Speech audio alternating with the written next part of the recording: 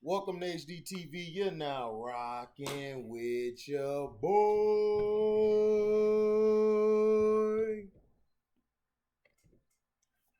The sus. Hold on. Let it play.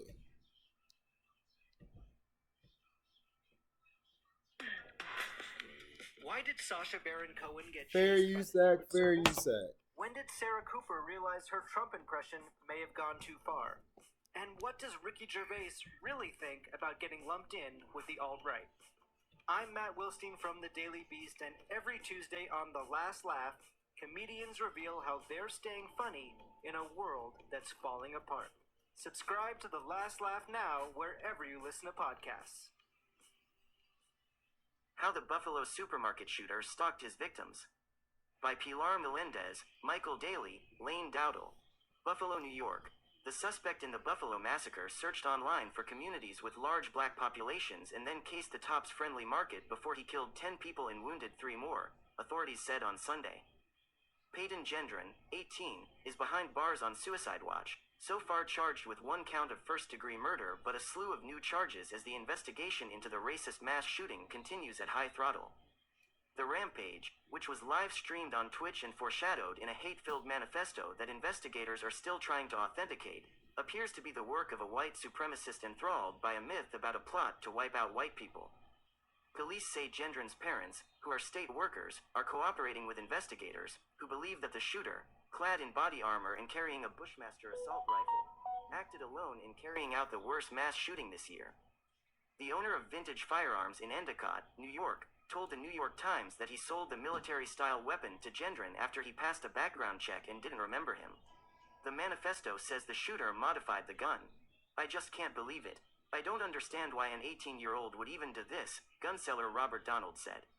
I know I didn't do anything wrong, but I feel terrible about it.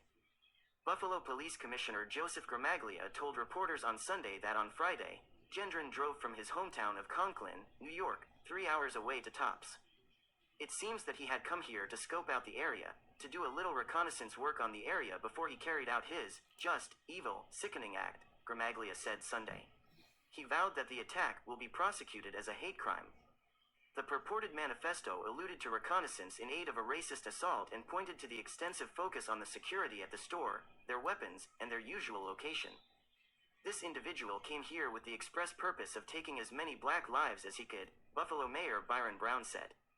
Authorities previously indicated the incident had all the bearings of an extremist attack motivated by hate, but the remarks on Sunday represented the clearest indication yet that the charges against Gendron would be upgraded. Gramaglia added that the FBI was bringing in specialized equipment to process the crime scene. Footage of the shooting revealed Gendron was wearing a helmet-mounted camera when he exited a car with a rifle. The weapon appeared to be inscribed with racist slurs and other messages, including a reference to a parade attack by a black driver in Waukesha, Wisconsin last year that has become an obsession in far-right circles. He shot 4 people in the parking lot before striding into the stop where Aaron Salter Jr., a 30-year veteran of the Buffalo Police Department working as a security guard, pulled out his weapon and tried to take down the teenager.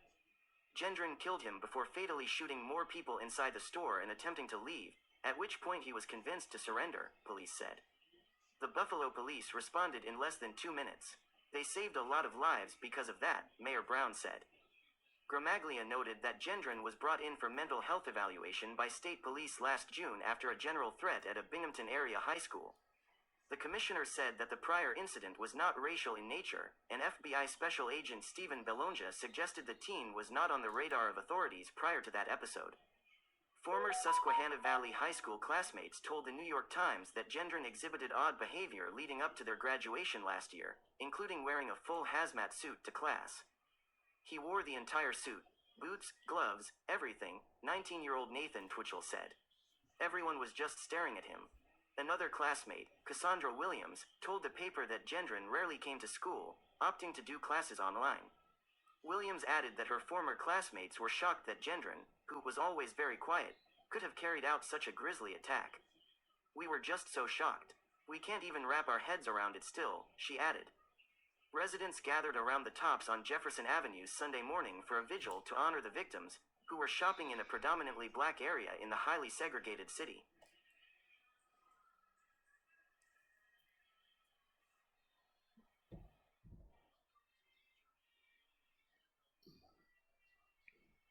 Members of Buffalo Peacemakers and Stop the Violence Coalition, among other groups and clergy, organized the vigil.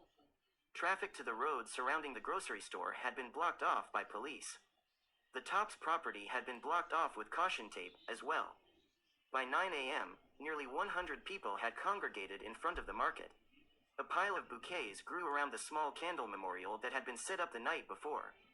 A woman wearing all red and holding a large, bright pink sign reading, "Black Lives Matter," walked down the center of Jefferson Avenue to join the crowd, calling out, "Black Lives Matter, my life matters."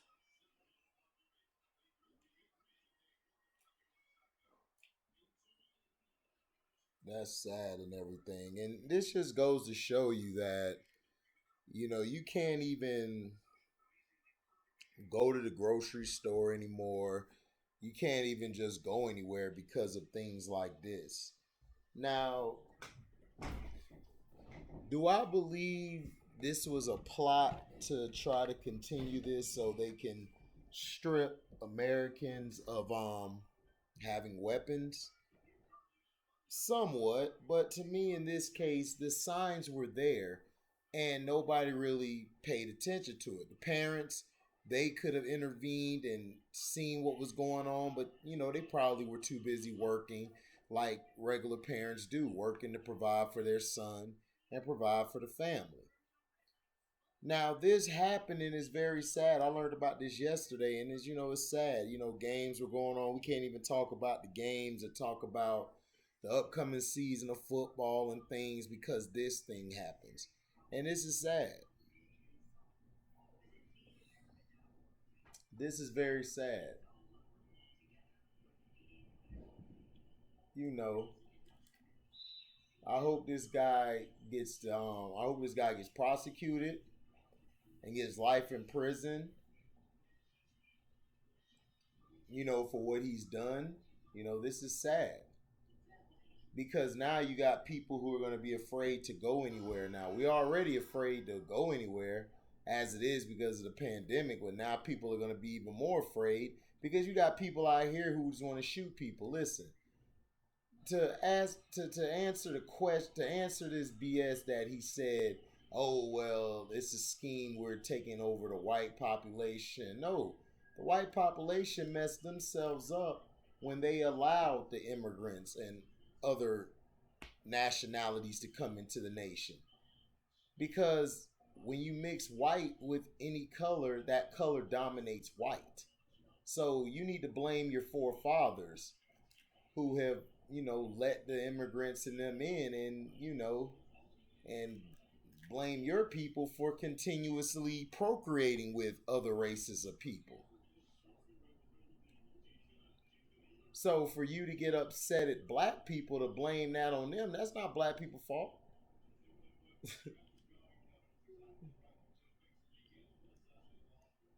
This is the land of the thief and the home of the slave. The ones who are slaves are us. This was our home, before anything. Before outsiders came in and just decided to take it over and do every tactic it could to enslave us and put us in a position of, you know, how do I say? Put us in a position of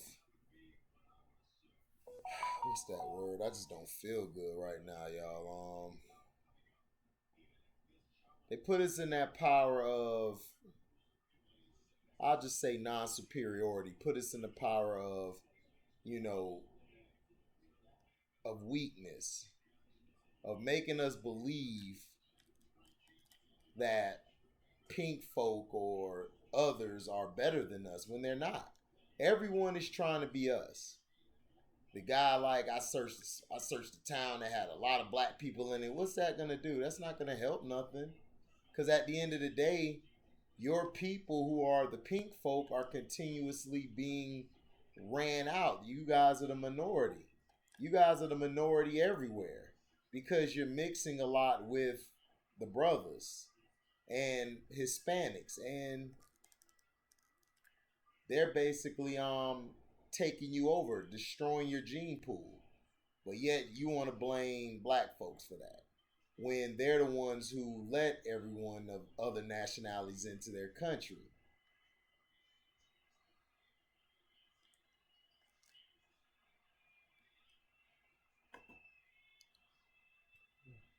So sorry for this happening. Rest in paradise to those, man, who lost families in that supermarket. I pray things get better. Thank you for listening. Make sure you like, comment, subscribe, share this, hit the notification bell to select all to receive upcoming notifications. And if y'all love what y'all hear, y'all can go to my description box, hit that link, and it'll take you to my Cash App where you can donate whatever your heart's desire. And if you like the super chat, you could do that, and also you guys can super thanks now. So thank you for listening. We out. Deezy.